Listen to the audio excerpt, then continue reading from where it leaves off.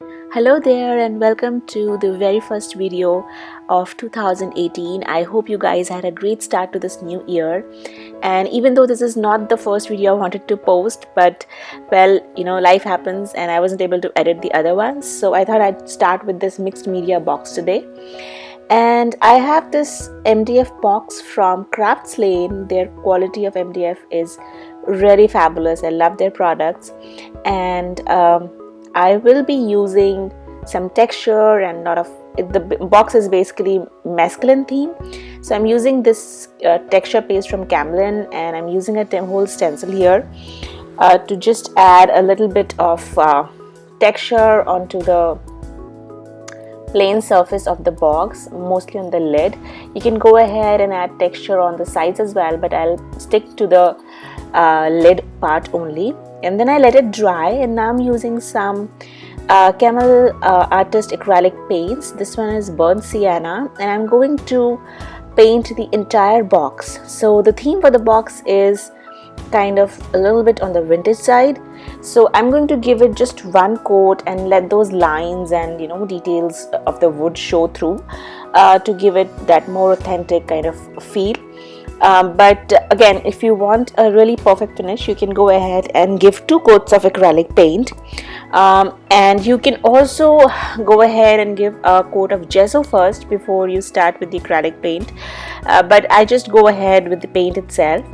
Just make sure that you don't use a lot of water. Just keep the water to the minimum, just so your brush, you can move the brush easily, otherwise just no water at all. And now once that is dry, I picked out a few chipboard pieces. These are from Paper Rishers, and they have a huge variety of chipboard pieces, so lots of designs, patterns, and I also have a little 3D piece there. And then I just went into my hoarded stash of metal embellishments. I love them and I hoard them like crazy, so I have a lot of them, and I just dug out few that I thought I would like to use. So I'm starting with this pattern chipboard piece first, and I'm using the box as the guide and cutting out some random areas from the chipboard piece depending on where I want the piece to be. So just keeping it on the box itself so that I know like what kind of pattern I want it to follow. And I'm going to just quickly cut out all the pieces that I don't want, and you can save the cutout pieces as well and use them also later or on the same box. So you can see that I use that little cutout piece on the side. And now I'm going to just figure out all the other elements that I want. So I'm using another pattern piece here, pattern chipboard here, and I'm going to cut out a few pieces and layer them on top of the one that I already used. And I'm also going to use this little time clock piece because the theme is vintage and I want that little vintage clock there. And now I'm cutting out some of the other element chipboard pieces. So I have a few different gears, some keys, and I also dug into my stash at home of actual hardware. So I have those real washers, I have this little fuse bulb that I found, and I have that little broken latch, a spring. So I'm thinking I can just fit them somewhere if the construction looks good at the end, all the components look good. So what I'm going to do is, at this stage, I'm going to take a photo with my phone, so I have a fair idea of what I placed where. And then I'm going to go ahead and start adhering all the pieces to the box using glossy accents. Now I already have glossy accents in my stash. In case you don't have that, or you want to use some other glue like multi-matte medium or maybe heavy body gel by Prima, you can go ahead and use that, but glossy accents really work like a super glue for me, so I am pretty happy and satisfied with it. So now I'm just going to go ahead and start adhering the pieces one by one, start making that composition that I created, and just make sure that you lay something heavy down on the chipboard piece for a while so that it's really stuck well. It hardly takes a minute or two. It's a quick drying glue, and seriously, it's a super glue for me, so I just use it on everything. And you can see that I'm just adhering the other pieces and then keeping it under the heavy book for a little while. And now I am again using that photograph as reference that I took earlier, and just building that composition again. It might not be exactly the same. I might make changes on the way as I feel like, or wherever I feel is something else is working better. But yes, that taking a photo and the dry composition really helps kind of build a process. Now here, this 3D chipboard timepiece, I wanted to have a little bit of a base, so I'm just using a scrap piece of little chipboard or cardboard, and I traced the inside of the piece so I know it'll fit exactly, and then I cut it out and I'm going to stick it again with the glossy accents only.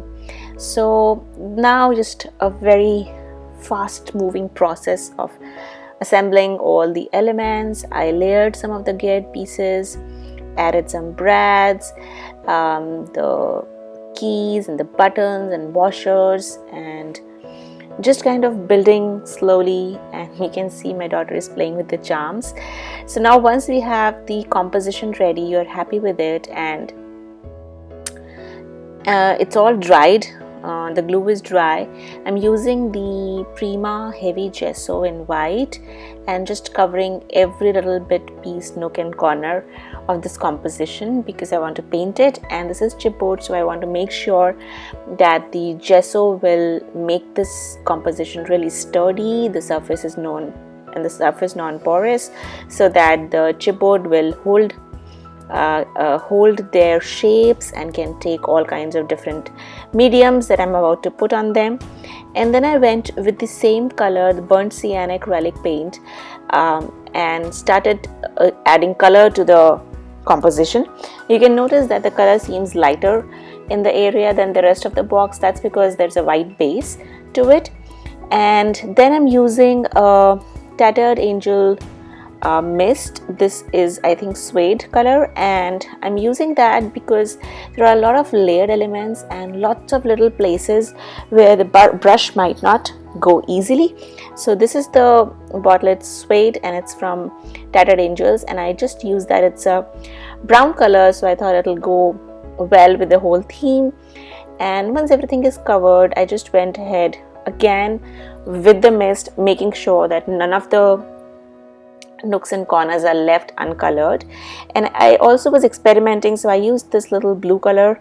I thought it kind of looked nice, the contrast of blue with the brown, and I just added a few little sprinkles, mists of that, and then I let it sit for a while and dry out and see how it looks. So while that is drying out, I'm going to work on a few other components that I wanted to add on top. So I have this metal tag, and I'm using the Prima Life Stories paper bag. There's a little tag that says "Love These Memories," and I cut that out to the size of the tag, and I'm going to use glossy accents again to stick it to the metal tag, and then I'm going to cover the top with a thick layer of glossy accents as well, so that it looks kind of together and also the paper is protected. So I'm going to let it dry for a while, and now this is dry, and while my camera was off, I used this bronze acrylic paint and just the tip of my finger, and I lightly brushed it with the finger on all the raised areas of this composition, so they have a nice contrast and they kind of pop out of the background. And now I'm using a varnish to varnish the whole of the box. I'm using the Ecuador varnish from Asian Paints. This is an external varnish, and it comes in two varieties, gloss as well as matte. So you want to cover everything, the front, back, inside, everything with the varnish. And you can see that I added all the little elements on top.